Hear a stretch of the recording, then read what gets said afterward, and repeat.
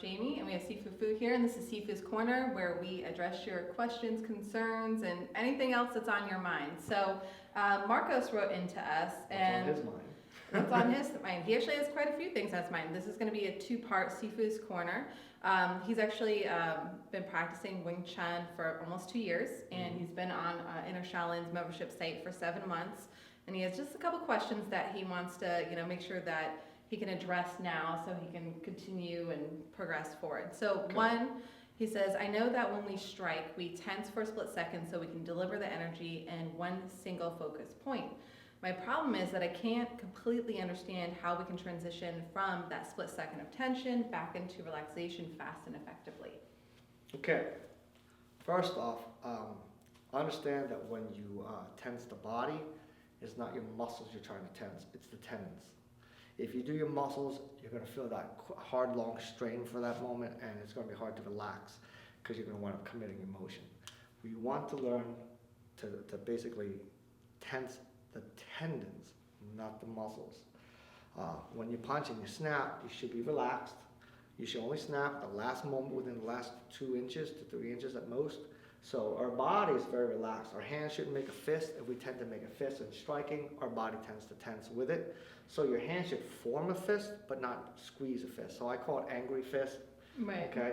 You just want to shape your hand into a fist, but don't form a tight fist. If you do, your body tends to tense because you're now using your muscles. So just want to form a fist like this. The key is never throw your body as your initial, because if you do, that's going to cause you to tense your muscles. So we do it from our hips, not from our shoulders. If you throw it from your shoulders, you tend to tense. You basically, it's because your body mechanics, when you throw your body, you're going to throw a little bit more than what you want to compensate for the lack of structure, and so you're going to use your muscles to do that. And so when your body's being thrown and you're going like this and you throw your shoulders, there's that break in there. So it's what we call the disconnect. And when you do that, your body will compensate that disconnect by using your muscles. And to stop that from happening, you have to apply the principles of drives, the 3 points in your arm. Shoulder drives the elbow, elbow drives the wrist, and wrist must torque it to the point of contact. So don't try to throw your body as your first motion like this, because you can see my shoulder's breaking and then I throw a punch, and I'm going to usually tense to do that. So you don't want that. So when you're punching, you want to think of the shoulder to the elbow, elbow to the wrist, and wrist turn. So you want to make sure that that's how you want to drive. So when you do it, it's very fast, very relaxed to very tense to very relaxed. So make sure you use your tendons, make sure you follow your drives. And I always like to say, you don't want to be too tense, okay? So if you do it in your body, just be intense. Right? You don't want to be too tense, just be intense. The idea is we're trying to snap or punch, not thrust or punch. So we're not trying to push into something, we're just injecting into something. Those are the things that makes a difference. Mainly, it's your structural integrity and your tendons. Those are the two things. If the structural integrity fails you, you will use your muscles. If you do have your structural integrity right, you could still use your muscles, so you got to be careful not to do that. You got to use your tendons. Okay, so how do I use my tendons? We have a lot of tendon exercise drills to teach you how to use your tendons. Okay, your tendons are basically to define it is basically dense tissues that come from basically your joint to where your bone is, and it ties into your muscles. So they do kind of interrelate, and that's why people can get confused by that. But you want to use the very ends of the muscle fibers. A lot of people call them stabilizing muscles. Okay, they are what you want to use. So these little quick jerky motions is how you get the tension, so to speak. But it's not tensing by hardening your body. It's just a tense because you're making the muscles very tight at that point by contraction and then relaxing. Okay, so it's not a hold of a muscle to push. It's a quick contraction and relax, contraction, relax. So just think of this, 1, 2, 3. So when you think, just combine that and just practice. Learn how to be soft. The best thing I can tell you first off is if you're trying to learn from the beginning, don't bother tensing at all. Just learn how to get the snap. 1, 2, 1. And just let your arm create the snap. So you can see snap. As your body gets used to knowing how to basically accelerate, then you learn how to torque that wrist at the last moment with tensing every joint. So you're just like 1, 2, you can see 1, 2, and then as I get it, you can see that it's starting to snap, snap, snap, snap, snap. So you can see my And I don't know hands if you guys start to can snap. hear it, but you can physically hear the snapping going on. Yeah, so you just have to practice slow. You know that saying, slow is smooth, smooth is fast, fast is deadly. So learn slow, practice being relaxed, because a lot of times we don't know how to relax. We start off with a tense punch and we say, oh, I was trying to relax. And you have to learn to relax and relax emotion first. And then you learn how to tense at the last moment. And that's how you learn it, okay? So remember, it's your tendons, your structural integrity, and training the muscles, the body, the tendons, all that to work in the motion, okay? And the second part was? The second part, when we turn our body from the middle in a cat stance, and we go into a cat stance, again, like we do in, say, Chumkul or the Bulji form, how do we keep our balance on the back leg without committing our body to the turning force? Okay, I think you're talking about turning. So if you're talking about turning your body in this, so I think that's what you're referring to.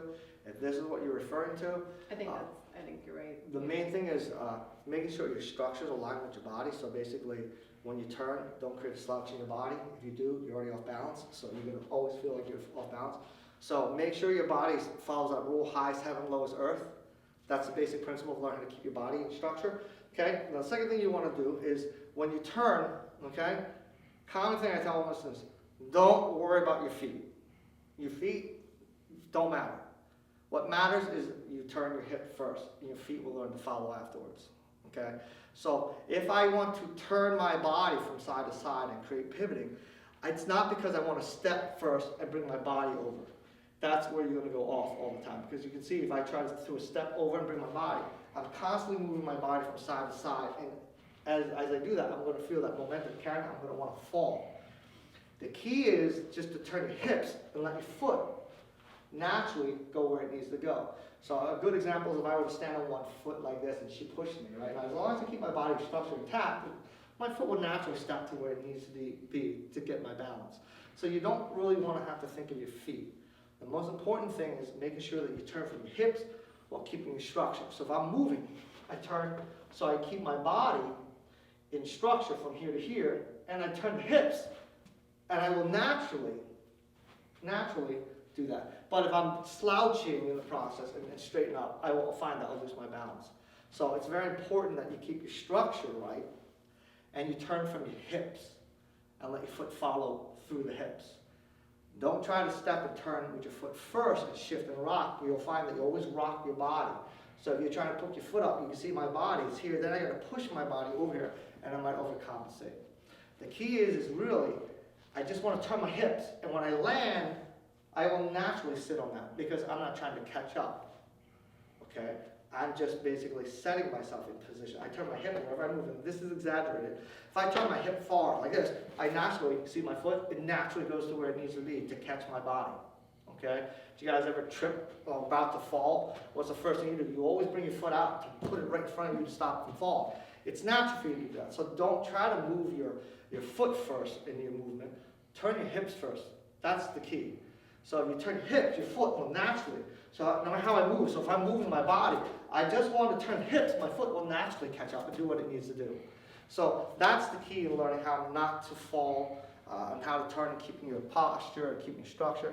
The key is in the waist. And obviously, the structure in your body, because if that's off, even if I turn my waist and I'm slouching, I'm going to fall because of the lack of structure in my body. So make sure you have your rule of highest heaven, lowest earth. Shoulders should always sit above the hips when you turn. So you're turning, so you're aligned. But if you're turning your hip and your shoulders behind, what you do is you're going to untwist and you're going to wind up trying to catch up to your movement, and you can lose your balance because of that. So make sure you're a solid collar between your shoulders and your hips when you move. So when you move, you're turning as one. Okay, so your feet naturally turn because of that. And if you do it from the waist, you'll have no problems after that. Okay, so I hope that helps, but that's how you really, really want to do it. Don't think of your feet. Remember, your feet naturally will follow your hips. Your hips don't naturally follow your feet because you can overshoot with your feet. And the hips got to try and catch up, and that would be bad for you. So just concentrate on the highest and lowest earth, the waist, and you should be good. Okay?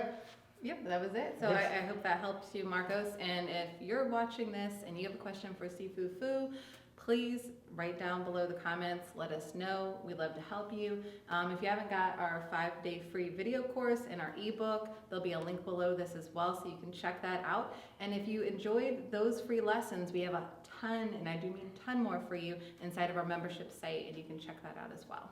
Yeah, if you haven't subscribed to our channel, click the button to do so. And if you like what you see, give us a thumbs up. Thank you very much.